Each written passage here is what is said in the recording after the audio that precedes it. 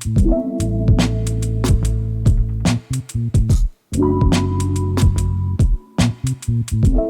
बार फिर से नेक्स्ट जन नर्सिंग क्लासेस में आज हम अपने क्विक लर्निंग के सेशन को क्या करेंगे, आगे बढ़ाएंगे। उसमें हमने पिछले लेक्चर में क्या देखा था, सोडियम देखा था कि सोडियम कहाँ कहाँ प्राप्त होता है और हमारी बॉडी में कैसे अफेक्ट करता है। वैसे ही हम आगे के सेशन में देखेंगे कि उसका जो कमी हो जाता है अगर सोडियम को, तो तब हम उसको क्या कहते हैं। अगर उसकी अधिकता हो जाती है हमारी बॉडी में तब हम उसको क्या बोलते हैं। तो पहला हमारा टॉपिक क्या है, हाइपोनेट्रीमिया।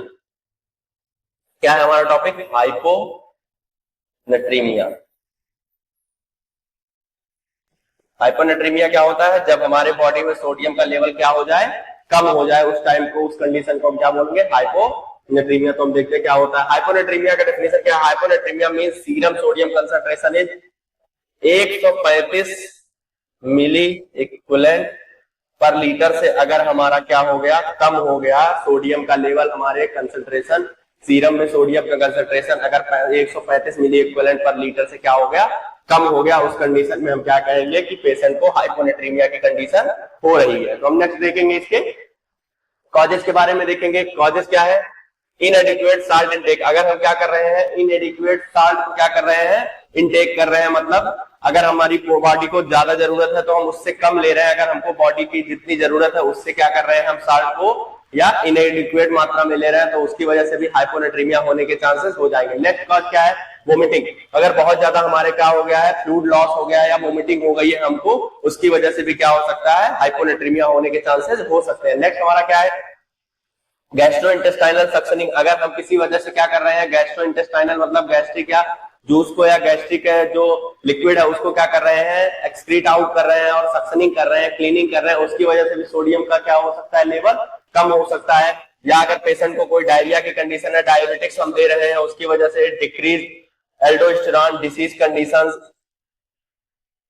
और ये हमारे क्या है, कुछ कॉजेज हैं जो क्या कर सकते हैं, हमारे बॉडी में सोडियम के लेवल को क्या कर सकते हैं, कम कर सकते हैं। उस कंडीशन को क्या बोलते हैं, हाइपोनेट्रीमिया। नेक्स्ट है साइकोजेनिक पॉलीडिप्सिया।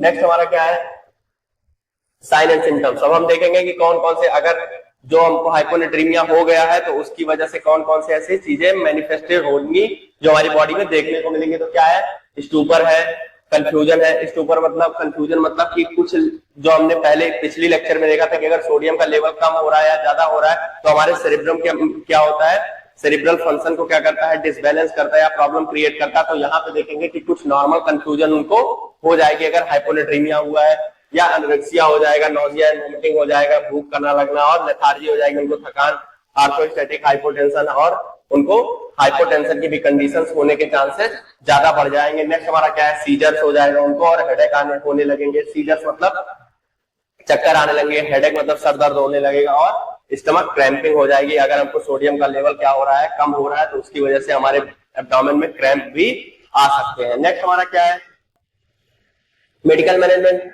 हम क्या करेंगे, मेडिकल मैनेजमेंट करेंगे, वाटर रिस्ट्रिक्शन करेंगे। इसमें वाटर को क्या करेंगे, रिस्ट्रिक्ट करेंगे 800 ml इन 24 आवर्स। 800 ml हम 24 आवर्स में उनको क्या करेंगे, प्रोवाइड करेंगे। और आईवी करें 0.9% सोडियम क्लोराइड क्या सोल्यूशन क्या करेंगे, उनको देंगे और फ्लूइड के माध्यम से देंगे। ठीक, उसमें क्या 0.9% सोडियम क्लोराइड को हम क्या करेंगे, सोल्यूशन को इंसर्ट करेंगे। नेक्स्ट हमारा क्या है, give desmopressin 1-2 mcg every 4 to 6 hour if sodium level is, अगर 125 मिली इक्विवेलेंट लीटर से भी क्या हो जाता है, कम हो जाता है, तो उस टाइम पे हम डेस्मोप्रेसिन देंगे 1-2 mcg एवरी 4 to 6 आवर, 4 से 6 आवर्स के अंतराल पे हम क्या करेंगे, उनको डेस्मोप्रेसिन देंगे। अगर हमारा सोडियम का लेवल कितना हो गया, 125 मिली इक्विवेलेंट पर लीटर से क्या हो गया है, कम हो गया, उस टाइम पे हम क्या करेंगे। और हमारा नेक्स्ट क्या है, नर्सिंग केयर। नर्सिंग केयर क्या होता है, रिस्ट्रिक्ट फ्लूइड इनटेक। हमने मेडिकल मैनेजमेंट में देखा था कि फ्लूइड के इनटेक को क्या करना है, रिस्ट्रिक्ट कर देना है। और monitor for presence of GI and CNS symptoms, mental status क्या करना है हमको, क्योंकि हमने गैस्ट्रिक सक्शनिंग किया था, उसको कंडीशन को हम क्या करेंगे, देखेंगे पेशेंट के monitor for presence GI gastrointestinal जो भी सिम्टम्स हमको दिखाई दे रहे हैं, अगर डायरिया दिखाई दे रहा है या कोई भी प्रकार की हमको प्रॉब्लम जीआई से दिखाई देती है तो हम उसको क्या करेंगे, मॉनिटर करेंगे। नेक्स्ट हमारा क्या है, सीएनएस सेंट्रल नर्वस सिस्टम से, जैसे हमारा कंफ्यूजन हो गया या कोमा की कंडीशन हो गई, स्टूपर की कंडीशन हो गई, कंफ्यूजन हो रहा है उनको, तो उसको हम क्या करेंगे, मॉनिटर करते रहेंगे अगर ऐसी कोई कंडीशन आती है। हमारा क्या है, नर्सिंग केयर है। नेक्स्ट हम क्या देखेंगे, check 24 hours intake and output and assess for oedema, और हम क्या देखेंगे और उनके आउटपुट और इनपुट को क्या करेंगे 24 घंटे मॉनिटर करेंगे उसको, और एडिमा देखेंगे कोई भी स्वेलिंग या सूजन तो नहीं हो गई है, स्वेलिंग चेक करेंगे उनकी बॉडी में, ये सब हम क्या करेंगे, ये हमारा नर्सिंग केयर है। नेक्स्ट हम क्या देखेंगे, डेली वेट मॉनिटरिंग, और हम क्या कर सकते हैं, वेट मॉनिटरिंग कर सकते हैं डेली। नेक्स्ट हमारा क्या है, डिसकंटिन्यू नेसोगैस्ट्रिक सेंसर इफ डूइंग, अगर कोई नेजोगैस्ट्रिक के सक्शनिंग हो रही है, अगर ऐसा कुछ चल रहा है जिसकी वजह से सोडियम का लेवल क्या हो रहा है, वो कम हो रहा है, गैस्ट्रिक सक्शनिंग हो रही है, तो उसको हम क्या करेंगे, स्टॉप करेंगे अगर चल रहा है ऐसा। Take seizure precautions when hyponatremia is severe, अगर हाइपोनेट्रीमिया क्या हो गया है, सीवियर हो गया, तो उस कंडीशन में हम क्या करेंगे, पेशेंट को जो सीजर प्रिकॉशंस है, मतलब कि शार्प ऑब्जेक्ट को उनके बेड साइड से हटाएंगे, और जो उनको चोट लगने की या उनके सिर में चोट लगने की वजह से कोई ऐसी चीजें जो ऑब्जेक्ट है उसको हम क्या करेंगे, दूर करेंगे।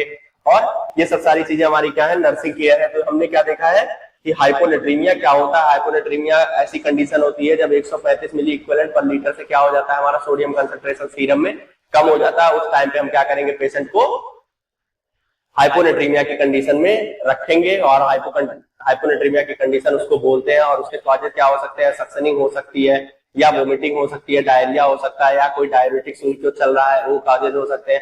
और साइन एंड सिम्टम हमने क्या देखा था, कोमा देख सकते हैं, कंफ्यूजन देख सकते हैं, एब्डोमिनल क्रैम्प देख सकते हैं। ये सब हमारे क्या थे, जो उसकी कंडीशंस थे कि कौन कौन से ऐसे क्लिनिकल मैनिफेस्टेशन या साइन एंड सिम्टम्स हमको हाइपोनेट्रीमिया में शो करते हैं। उसके बाद हमने देखा कि 0.9% सोडियम क्लोराइड को हम क्या करते हैं, इंसर्ट करते हैं उनके आईवी ट्यूब के माध्यम से। और हमने फिर नर्सिंग केयर देखा कि कुछ नर्सिंग केयर ऐसे होते हैं जिनको हम क्या कर रहे हैं, दे रहे हैं उस पेशेंट को कि हम हाइपोनेट्रीमिया से उसको क्या कर सके, प्रिवेंट कर सके। तो हमने उसमें देखा था monitor input and output chart देखेंगे और डेली मॉनिटरिंग करेंगे उनके वेट को। उसके बाद हम क्या देखेंगे कि पेशेंट कोई सीएनएस या जीआई सिस्टम के कंटेंट को कोई ऐसा तो कंडीशंस नहीं हो रही है, उसके बारे में हम क्या करते रहेंगे, एसेस करते रहेंगे। ये हमारा क्या था पूरा ओवरऑल टॉपिक। तब तक के लिए थैंक यू,